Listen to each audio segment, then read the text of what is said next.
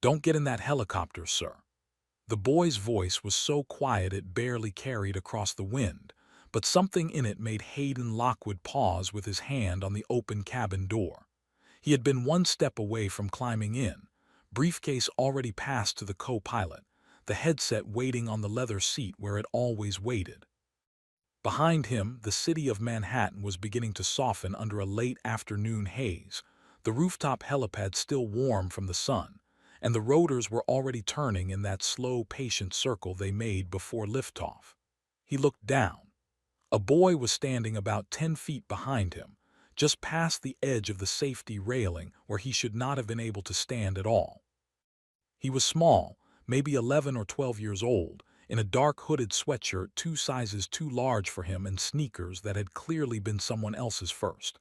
His hands were balled into fists at his sides, and his eyes were fixed on Hayden's face with the kind of focus a child only has when he is very afraid and trying not to look it. "How did you get up here?" Hayden asked. The boy did not answer the question. He took a step closer to the helipad, his head lowered slightly so the security camera at the corner of the roof would catch the back of his hood and nothing more. "Please, sir," he said, "don't get in. I heard them on the stairwell. They said the gauges have been changed." The wind moved across the rooftop. The rotors continued their slow circle. The co-pilot, leaning forward in the cockpit, raised a gloved hand to wave Hayden in, miming a tap against his wristwatch.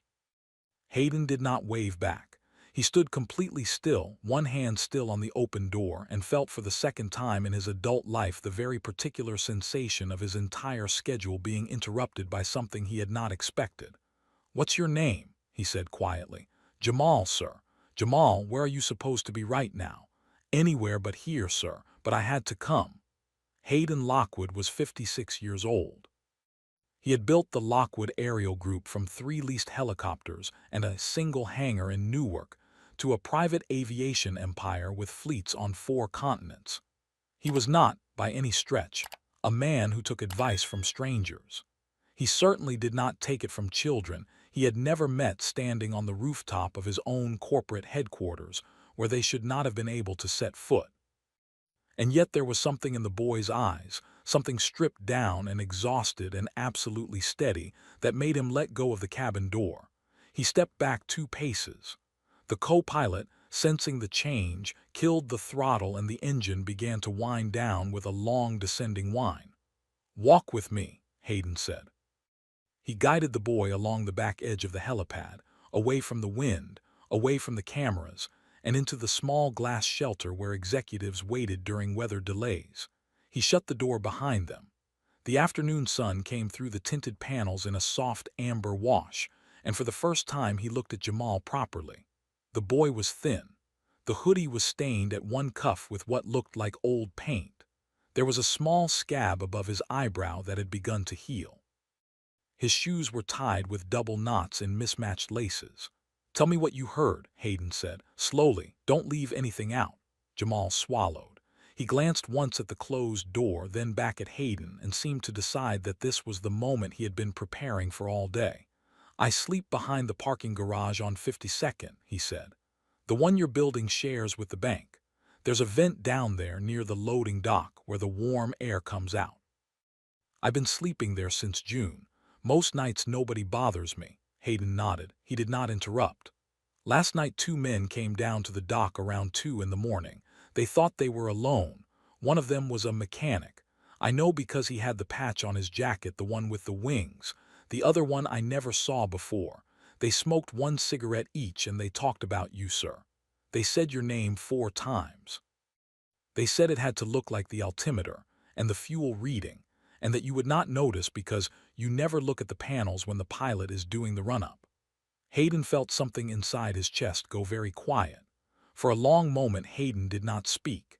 He looked at the boy through the soft amber light of the shelter, then past him at the helicopter still cooling on the pad, the rotors slowing into long, lazy arcs against the pale sky.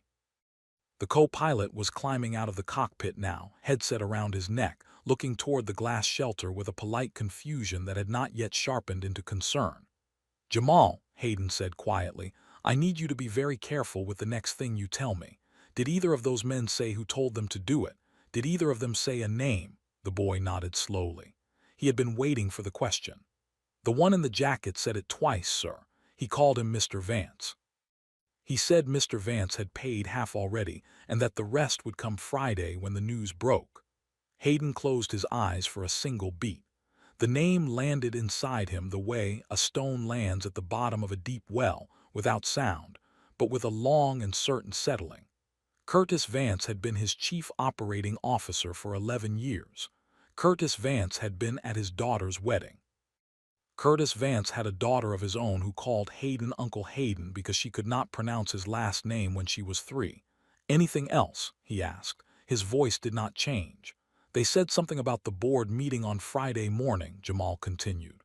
They said after the crash the board would have to move fast and that the deputy would already be ready. They said the deputy had been ready for a year. The deputy, Hayden repeated. That's what they said, sir. I don't know what it means. I do. Hayden walked to the small bench against the wall of the shelter and sat down. He did this not because he was tired, although he was, but because he understood that if he kept standing he would walk back out onto the helipad and do something he would later regret. He had built a career on never doing anything he would later regret. He set his hands on his knees and looked at the boy. Jamal, why did you come here? You could have walked away. You could have stayed under that vent and pretended you heard nothing. How did you even get into this building? The boy hesitated. For the first time since he had spoken, his shoulders softened and he looked younger than he had a minute ago. My mom worked here, sir, before. She was on the night cleaning crew, the one your company contracts on the lower floors. She had a badge. She kept it in a coffee can in our old apartment. When we lost the apartment last year, I took the can with me. The badge still beeps the side door by the loading dock. I used it twice before, just to sleep inside when it got cold. I knew the stair that goes all the way up because she told me about it once. She said the executives never used it because they had elevators. And the helipad door. It's locked from the outside, sir, but not from the stairwell. The little red bar opens it. I came up an hour ago and waited behind the air unit. Hayden looked at him for a long second. He thought of all the security audits, all the consultants, all the access protocols he had signed off on for this very building, and how a thin boy in a stained hoodie with a dead woman's badge had walked past all of them because he had heard something the night before and decided he could not pretend he had not. Your mother, Hayden said carefully, is she still with us? Jamal shook his head once. Last winter, sir, pneumonia. She couldn't pay for the second round of antibiotics. Hayden did not answer right away. He understood that anything he said in this moment would either be the truth or it would be useless, and he was not in the habit of being useless. He simply nodded slowly, the way a man nods when he is locking a thing inside himself for later, and stood up. Stay here, he said. Do not open this door for anyone but me. I will be back in 4 minutes. Hayden stepped out of the glass shelter and into the wind. The helicopter sat on the pad with its rotors finally still, the late sun catching the polished black skin of the fuselage in a single long stripe. His co-pilot, a man named Reese Devlin who had flown for him for 9 years, was standing beside the open cabin door with his hands on his hips, his headset hanging from one finger. Mr. Lockwood, Reese called over, we're losing the window. Tower's already pushing us back twice. You want me to refile? Hayden walked toward him slowly, his hands in the pockets of his jacket, his face composed in the easy neutrality he had used for 30 years in negotiations he was not yet ready to enter. Reese, he said, I need you to do something for me, and I need you to do it without asking why until tonight. Can you give me that? Reese had flown Hayden through 2 engine warnings, 1 bird strike, and a controlled emergency landing in a soybean field in Pennsylvania. He had never seen his boss look exactly the way he was looking now. Yes, sir. Shut the bird down completely. Lock the cabin. Walk down to the lobby and tell whoever asks that we scrubbed the flight because of weather. Do not tell anyone, not security, not dispatch, not Mr. Vance's office, that I am still on the roof. Then go home. I will call you in 2 hours. Reese held his eyes for a single beat. Then he nodded once, the way a man nods when he understands an order is more important than the explanation for it. Weather, he said. Yes, sir. He turned, climbed back into the cockpit briefly to finish the shutdown sequence, then locked the cabin and walked toward the small interior door that led to the executive elevators. He did not look back. Hayden watched him go until the door clicked shut behind him, and then he returned to the glass shelter. Jamal was standing exactly where he had been left, one hand pressed flat against the tinted glass, watching the empty pad. "Sit down," Hayden said gently. The boy sat on the small bench. Hayden sat across from him. "Jamal, I am going to ask you a few more questions, and then I am going to ask you to come with me somewhere safe. Is that all right?" The boy nodded. "The mechanic in the jacket, the one with the wings on his patch, can you describe him? Older, younger, tall, short, anything you remember?" Jamal closed his eyes for a second, the way children do when they are pulling a picture from somewhere behind their forehead. "Not old, sir. Maybe like a teacher's age, 40 maybe. He had a beard, but not a full one, the kind that's just on the chin, and his left hand had a bandage on 2 fingers like he had cut himself recently. The other man called him Pat once, just once." "Pat," Hayden repeated. He did not write it down. He did not need to. He had a memory that had been trained over a lifetime of contract negotiations to hold a name the moment he heard it, and he could already feel this one settling into the same shelf where Curtis Vance now sat. And the second man, the one who never came down before, what did he look like? Taller than the first one. Thin. Older, maybe 60. Long coat even though it wasn't cold. He didn't smoke his own cigarette. He held it, but he didn't light it. He just kept turning it in his fingers like he was thinking. Hayden absorbed this. A mechanic with a name and a board member with a plan was already a dangerous combination. A third figure, older and patient and not even pretending to smoke, was something else entirely. It was the shape of a man who had been brought in from the outside, the kind of man whose presence at a midnight loading dock meant the operation had a third layer Hayden had not yet seen. He took out his phone. He scrolled through his favorites until he reached the name he wanted and he tapped it. "Marcus," he said when the line picked up. "Drop whatever you are doing. I need you here within the hour." Marcus Hale had been Hayden Lockwood's personal attorney for 17 years and his closest friend for 22. He arrived at the building 48 minutes after the call, walking through the lobby in a charcoal overcoat with a soft leather briefcase under one arm. The kind of unhurried walk a man cultivates when he has been called to too many emergencies to ever look like he is hurrying to one. He took the executive elevator to the 42nd floor, and then the maintenance stair to the roof because Hayden had told him to. And when he stepped out onto the helipad in the long blue light of early evening, he saw his client sitting on a bench inside a glass shelter, leaning forward with his elbows on his knees, and a thin boy in a hooded sweatshirt sitting silently beside him. Marcus did not react. He simply opened the door, stepped inside, and closed it behind him. "Hayden." "Marcus, this is Jamal. Jamal, this is the most trustworthy man I know. Anything you said to me, you can say in front of him." Marcus sat down on the small chair across from them. He set his briefcase on the floor beside him. He did not take it out. He did not take out a notebook. He simply folded his hands in his lap the way he always did when he was preparing to absorb something he could not afford to mishear. "Tell me," he said. Hayden told him. He told it the way Jamal had told it to him, without ornament, without theory, just the bare sequence of what the boy had heard and seen. He included the names. He included the bandaged fingers. He included the unlit cigarette and the long coat. When he was finished, Marcus did not speak for almost a full minute. He looked out through the tinted glass at the helicopter sitting still on its pad. He looked at the boy. He looked back at Hayden. "Curtis," he said finally. "Yes." "And the deputy?" "Yes." Marcus closed his eyes briefly. He had drafted Curtis Vance's employment contract 11 years ago. He had drafted the succession clause that named the chief operating officer as interim chief executive in the event of the sudden incapacitation or death of the founder, pending a board vote to be held within 72 hours. He had drafted that clause at Hayden's specific request. He had argued against it at the time. Hayden had insisted because Hayden had trusted Curtis Vance the way a man trusts the brother he never had. "The Friday board meeting," Marcus said quietly. "Yes. They were going to ratify the succession before the news cycle even cooled." Yes. Marcus opened his eyes. He turned toward Jamal. Son, he said gently, I need to ask you one question and I need you to think carefully before you answer it. The patch on the man's jacket, the one with the wings. Was it the company patch, the Lockwood aerial patch, or was it a different one? Jamal thought.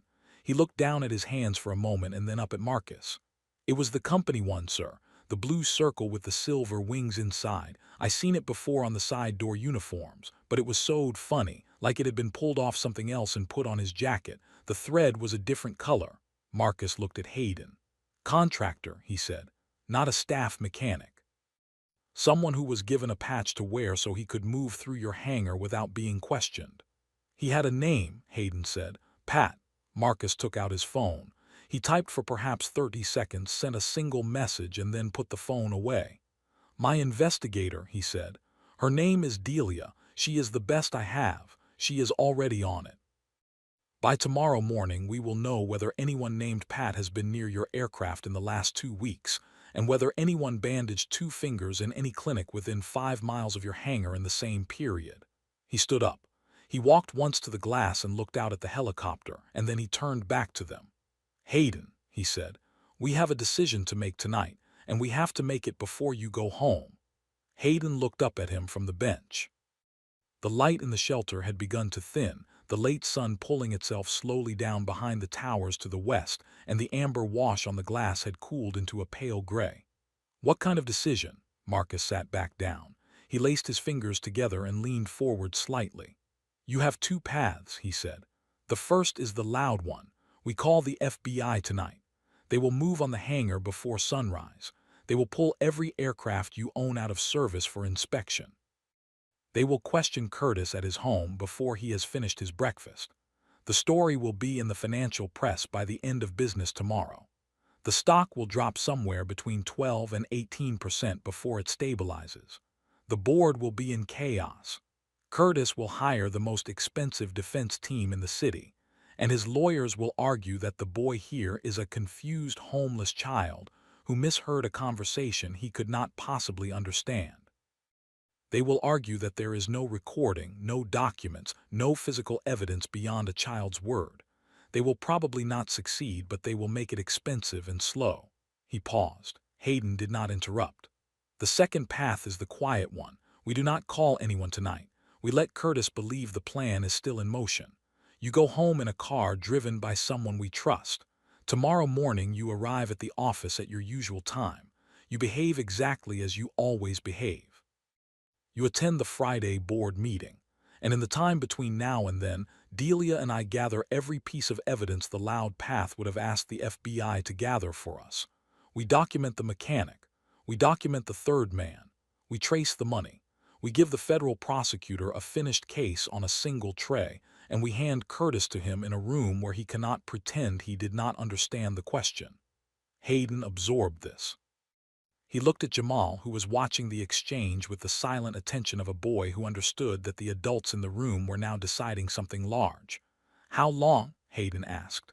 48 hours, maybe 60. The board meeting is the natural close. He will be in the room. The deputy will be in the room. Whoever else is involved at that level will be in the room. We end it there. And the risk? The risk is real. If Curtis senses for one moment that you know, he will either run or he will move the timeline up. He has already paid half. He has men on the ground. If he panics, the second attempt will not look like the first. It will be faster and uglier and possibly aimed at more than just you. And Jamal, Marcus turned to look at the boy. His voice softened. Jamal does not go back to the loading dock. Not tonight, not any night. We put him somewhere safe. I have a sister who lives in a townhouse in Brooklyn Heights. She raised 3 boys of her own, and she has not had a child in her house in 11 years, and she has been telling me for the last 6 months that she is bored out of her mind. She will be glad to have him for a few days, and she will ask no questions of anyone. Jamal looked between them. He did not say anything, but his hands had unclenched for the first time since Hayden had first seen him on the helipad. Hayden was silent for a long moment. Then he nodded slowly. The quiet path, he said. We finish it on Friday. Marcus nodded once. He picked up his briefcase and stood. Then we move now. I will have a car at the lower garage in 15 minutes. It is not one of yours. The driver is one of Delia's people. He will take you home through a route Curtis cannot anticipate. Jamal comes with me. I will deliver him to my sister myself." He looked down at the boy. "Are you all right with that, son?" Jamal nodded. He looked at Hayden. "Will I see you again, sir?" "Friday afternoon," Hayden said. "I promise." The drive home took 51 minutes instead of the usual 19. The driver was a quiet man in his 40s named Owens, who did not introduce himself beyond his first name, and who took the East River Drive northbound for 2 exits longer than necessary, then doubled back through a residential street in Yorkville, before finally turning onto the long private lane that led to Hayden's home in the small wooded enclave above the river. He did not speak the entire trip. He simply watched his mirrors, and when he pulled into the circular drive in front of the house, he gave Hayden a small nod and waited until the front door had closed behind his passenger before pulling away again. Hayden stood for a moment in the foyer of his own house and listened. The marble floor under his shoes was the same marble it had been that morning. The grandfather clock by the curving staircase ticked the same slow tick it had ticked for 30 years. From somewhere in the back of the house, he could hear the soft rattle of dishes in the kitchen, the cook preparing supper. Everything was where it had always been. Everything looked exactly as it had looked the last time he had walked through this door. And yet the house felt different in a way he could not yet name. The way a familiar room feels different when you walk into it knowing that someone you trust has been searching it while you were gone. His wife came down the stairs. Eleanor Lockwood was 61 years old, slim, silver at the temples, dressed in soft navy slacks and a pale linen blouse, with a paperback book held loosely in one hand. She had been a federal prosecutor for 22 years before she had retired 6 years ago to write a book she had not yet finished, and she walked the way she had always walked, with a calm and slightly amused awareness of the room she was entering. "You're home early," she said. "Yes. The Boston flight, scrubbed, weather." She paused on the third step from the bottom and looked at him. He had been married to this woman for 34 years, and in those 34 years he had told her exactly 4 lies, all of them small, all of them admitted within a day. She had read him across courtrooms long before he had ever invited her to read him across a kitchen table, and she had never once mistaken his face. "Hayden," she said quietly, "what happened today?" He looked up at her. He had thought about this on the drive home. He had decided he would tell her tonight at dinner after the cook had gone in the small sunroom at the back of the house where the windows looked out over the dark garden and no one could see in. He had decided this carefully, the way he decided most things. He realized now, looking up at her on the third step from the bottom, that he had been wrong to think he could wait. "Come into the sunroom," he said. "Now, please." She did not ask. She set the book down on the small table by the stair and walked past him without a word. He told her everything. He told it in the same flat sequence he had told Marcus, with the same restraint, the same absence of theory. He told her about the boy on the helipad, about the patch sewn with the wrong thread, about the bandaged fingers and the unlit cigarette. He told her about Curtis Vance. He told her about the deputy. He told her about the quiet path and the Friday board meeting and the small Brooklyn townhouse, where a boy named Jamal was at this moment being introduced to Marcus Hale's sister. Eleanor listened without interrupting. She sat in the armchair across from him with her hands folded in her lap, her face composed in the careful neutrality she had once worn in courtrooms while listening to defendants explain themselves. When he finished, she did not move for a long moment. She looked out at the dark garden, then she turned her eyes back to him. "Curtis," she said. "Yes. At Caroline's wedding," she said quietly, "he gave a toast. I remember." Eleanor stood up slowly. She walked to the tall window that looked out over the back garden and stood for a long moment with her hand resting lightly on the frame. Outside, the last of the light had drained out of the sky and the small ground lamps along the stone path had begun to glow. "Hayden," she said without turning, "do you remember what I told you the day you hired him? You told me he watched my mouth when I talked, not my eyes." "Yes." "You told me to be careful." "Yes." "I should have listened." She turned. She did not say what he had expected her to say, which was some version of "I told you so." She had never said that to him in 34 years, and she did not say it now. She simply walked back to the armchair and sat down again, and she looked at him with the steady focus of a woman who had spent her career holding rooms together by refusing to leave them. "Marcus is right about the quiet path," she said. "I want to add something to it. Tell me. You have a federal prosecutor I know personally. Her name is Ada Marin. She handled 3 cases against me when I was still on the defense side toward the end of my career, and she was the only one I ever lost to cleanly. She is now the deputy chief of the Southern District's Fraud and Conspiracy Division. She is exactly the person who should be holding the file when Marcus and Delia finish building it. I want to call her tonight." "Eleanor," Marcus said, "no one. Not until Friday. He said no one in your office. He said no one Curtis can see. Ada is in neither category. She is in mine. She will keep the call to herself until we are ready. I have known her for 19 years, and she has never once let a confidence move before its time." Hayden considered this. He understood his wife well enough to know that when she said a thing in this particular tone, she was not asking permission. She was telling him gently what was going to happen next, and she was giving him the courtesy of being the first to hear it. "Call her," he said. She nodded once. She did not call from the sunroom. She walked through to the small study off the library, closed the door, and was gone for almost 20 minutes. When she came back, she sat down across from him again, and her face was the face he had seen across countless dinner tables after countless long days, calm and tired and ready. "She is in," Eleanor said. "She will not move openly until Friday afternoon, but she has authorized Delia to coordinate with 2 of her senior investigators starting tonight. Anything Delia finds will be received and preserved as if it had already been subpoenaed. By Friday morning, the case will exist in 2 parallel files, one with Marcus and one in a sealed drawer in Ada's office. Curtis will have no way to know that the second file exists. And the deputy, Ada will not move on him until Curtis is in custody. The moment Curtis is taken, the deputy will be picked up at his home within the same hour. Ada was very specific. She does not want him to have so much as 20 minutes to call a lawyer or burn a phone." Hayden absorbed this. He felt something he had not expected to feel, a small clean shift inside his chest, the kind of shift a man feels when he understands that the people standing around him have already begun carrying a weight he had not yet asked them to lift. "Eleanor." "Yes." "The boy," she softened. She reached across the small space between the 2 chairs and took his hand in both of hers. "Tell me about him," she said. He did. He told her about the stained cuff and the mismatched laces, and the dead woman's badge, and the vent behind the parking garage on 52nd Street. He told her about the mother who had cleaned the lower floors of his own building at night. He told her, finally, about the second round of antibiotics that had not been paid for. Eleanor did not let go of his hand for a long moment after he finished.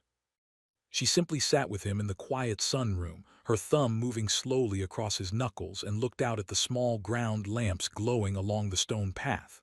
"Hayden," she said finally, "whatever happens on Friday, that boy does not go back to a vent behind a parking garage. Not tomorrow, not next week, not ever. I know. I am not asking you to promise me. I am telling you what I have already decided. You can be involved in the decision or you can be informed of it, but it is going to happen. I want to be involved." "Good." She let go of his hand. She stood up, walked to the small bar cart by the window, and poured 2 short glasses of water from the crystal pitcher. She brought one back and pressed it into his hand. He realized only then that he had not eaten since breakfast and had not had a single sip of anything since the coffee at his desk that morning. "Drink," she said. "Then eat. Then sleep. Tomorrow you have to walk into that building and smile at a man who tried to kill you, and you cannot do that on an empty stomach and 3 hours of sleep." He drank. She watched him drink. Then she went to the kitchen herself, sent the cook home early, and brought back a tray of cold roast chicken and bread, and a small bowl of soup she had warmed on the stove. They ate together in the sunroom without speaking much. The phone rang once during the meal, Marcus confirming that Jamal was safely with his sister and already asleep on a couch in the second-floor study, having eaten 2 helpings of macaroni and not asked a single question about where he was. Hayden thanked him and ended the call. They went to bed before 10. Hayden did not expect to sleep, but he did. Aliner's hand was resting on his arm when he closed his eyes, and the next thing he was aware of was the gray light of morning at the bedroom window and his alarm chiming softly on the nightstand. He went into the office at his usual time. He took his usual elevator. He nodded at the same security officer he nodded at every morning. He stopped at the small coffee station on the 42nd floor and exchanged the same 2 sentences he always exchanged with the woman who ran it. He took the corner office at the end of the hall, set his briefcase on the credenza behind his desk, and opened his laptop. Curtis Vance came in at 9:14. He knocked twice on the open door the way he always did, leaned his shoulder against the frame the way he always did, and smiled the easy smile he had smiled at Hayden across 1,000 mornings. "Heard you scrubbed the Boston flight," he said. "Reese said the weather over Long Island Sound got ugly fast." "It did.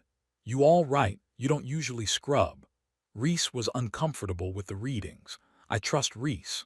Curtis nodded thoughtfully. He stepped into the office, closed the door behind him, and sat in the chair across from the desk. He crossed one leg over the other and laced his fingers around his knee. He was wearing the dark blue suit Hayden had complimented him on 3 weeks ago. He had a small new pin on his lapel, a thin silver wing that matched the company logo. "Hayden," he said, "before Friday's meeting, I wanted to talk to you about the Singapore expansion. I think we should revisit the timeline." "I have some thoughts." "Tell me," Curtis told him. He spoke for almost 20 minutes about routes and partnerships and the regulatory window in the strait, and Hayden listened with the same patient attention he had given Curtis Vance for 11 years. He nodded at the right moments. He asked 2 clarifying questions. He took a single note on a yellow pad. When Curtis finished, Hayden told him it was a strong proposal and that they should walk the board through it on Friday before the close of the meeting. Curtis smiled. He stood. He left the office. Hayden sat very still behind his desk and let his hands rest flat on the wood until they stopped trembling. The next 36 hours moved with the slow, steady weight of a river running under ice. Hayden went to his meetings. He answered his emails. He took 2 calls from clients in Frankfurt and 1 from a regulator in Ottawa. He had lunch in the executive dining room with the head of his maintenance division and asked him a series of carefully framed questions about the inspection protocols for the Rooftop helicopter, none of which the man could have known, were also being asked by Delia's investigators at the same hour through entirely different channels. Hayden took the answers, thanked him, and went back to his office. By Thursday evening, Marcus had what he needed. He came to the house at 9 in the evening with a leather folder under his arm and the patient face of a man who had not slept more than 4 hours in 2 nights. Aliner let him in. They sat in the sunroom together, the 3 of them, and Marcus laid the contents of the folder out across the low table between the chairs. The mechanic was named Patrick Doyle.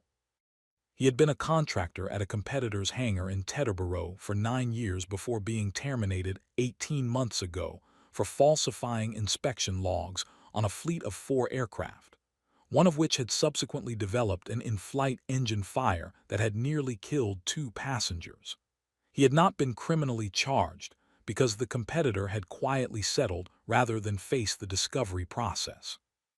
He had been hired 3 weeks ago by a small subcontractor that serviced Lockwood Aerial's hangar at Linden, under a name he had used briefly in Florida in 2019. His bandaged fingers had been treated at an urgent care in Elizabeth on the night before Jamal had heard him at the loading dock. The clinic had a security camera. The camera had caught Doyle entering and leaving alone, and it had also caught the long dark sedan that had been waiting in the parking lot, and the older man in the long coat sitting behind the wheel. The older man was named Anders Vale. He was 63. He had spent 21 years as an operations consultant for a company in London that specialized in what its own brochures described as discrete succession facilitation. He had been investigated 3 times by 3 different jurisdictions and had never been charged. He had entered the United States 11 days ago on a tourist visa. He had stayed at a small hotel in Newark under his own name and had been paid. According to a wire transfer Delia had traced through 2 shell entities, $400,000 by a holding company that Curtis Vance had quietly controlled through his brother-in-law since 2021. The deputy was named Howard Bell. He had been the chief financial officer for 9 years. He had signed off on the holding company's audits without flagging them. He had, according to a series of emails Delia had recovered through a forensic specialist working overnight at Ada Marin's authorization, been promised the chief operating officer's role inside the new structure within 6 months of the founder's death. Marcus laid all of it out without commentary. He let the documents speak. When he was finished, he looked up at Hayden. "Ada has it all," he said. "Sealed copy in her office. She has agents standing by. Friday morning, 10 o'clock, the moment Curtis steps into the boardroom, federal agents will enter the lobby. Howard Bell will be picked up at his home at the same minute. Doyle and Vale will be arrested at a small house in Elizabeth where they have been staying together since Wednesday afternoon. Ada has asked one thing of you." "What?" "She wants you in the boardroom when it happens. She wants Curtis to look at you when the agents walk through the door. She says juries remember that moment more than any document." Hayden nodded slowly. "I will be there." Alina reached across and took his hand again. She did not say anything. She simply held it. Marcus gathered the documents back into the folder. He stood. He looked at both of them for a long moment, and then he allowed himself, for the first time in 2 days, a small, tired smile. "Friday," he said. "Friday," Hayden answered. Friday morning arrived clean and cold. Hayden walked into the lobby at 9:40, took the executive elevator to the 44th floor, and entered the boardroom at 3 minutes before 10. Curtis Vance was already there, standing by the window with a cup of coffee, laughing at something Howard Bell had just said. The two of them turned when Hayden walked in and greeted him with the easy warmth of men who believed they had perhaps 40 minutes left before the world they had built for themselves began to deliver itself to them. The meeting was called to order at 10 exactly. The first item on the agenda was the quarterly safety review. Hayden listened patiently while the head of operations walked through the slides. At 10:07, the side door of the boardroom opened, and Ada Marin walked in, followed by 4 federal agents. Curtis Vance looked up. For one long second his face did not change. Then it did. It changed the way a face changes when a man understands, in the space of a single breath, that every contingency he has prepared for the past 14 months has just become irrelevant. He looked across the long table at Hayden, and Hayden looked back at him, and neither of them spoke. Ada read the charges in her even courtroom voice. Conspiracy to commit murder, wire fraud, securities fraud, obstruction. She named Howard Bell second, and Howard Bell did not even try to stand. The agents walked around the table, and the 2 men were led out through the same side door Ada had entered through, and the boardroom was very quiet for a long moment after the door had closed behind them. Hayden stood up.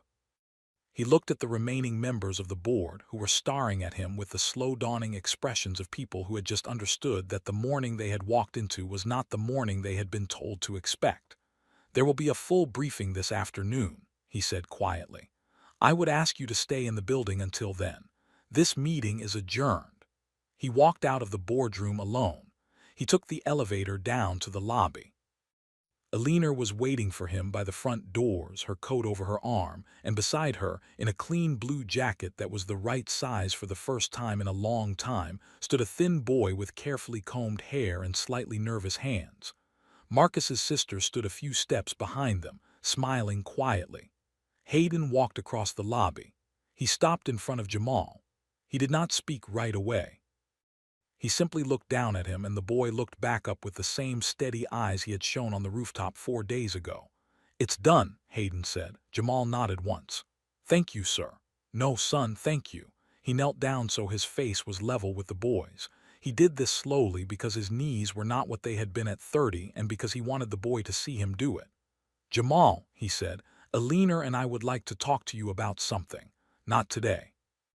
Today we are going to go home and have a real lunch and watch a movie if you want, and you are going to sleep in a room that has a door you can close. But in a few days, when you are ready, we would like to sit down with you and talk about what comes next. About school, about a home, about whether you would like that home to be ours. The boy's eyes filled, but he did not look away. He nodded once. I would like to talk about that, sir. Good. Hayden stood up slowly. Alina took the boy's hand on one side, and Hayden took it on the other, and the three of them walked out of the lobby together into the cold, bright morning. The car was waiting at the curb. Anthony Owens, who had driven Hayden home on Monday night, opened the rear door. He nodded at the boy, and the boy nodded back. They got in. The car pulled away from the building and into the slow, steady current of the city, and Hayden Lockwood, for the first time in 4 days, allowed himself to close his eyes. If this story moved you, please tap the like button and let us know in the comments where you are watching from. Subscribe so the next story finds you too, and share this one with someone who needs to be reminded that a single brave voice, no matter how small, can change the entire course of a life.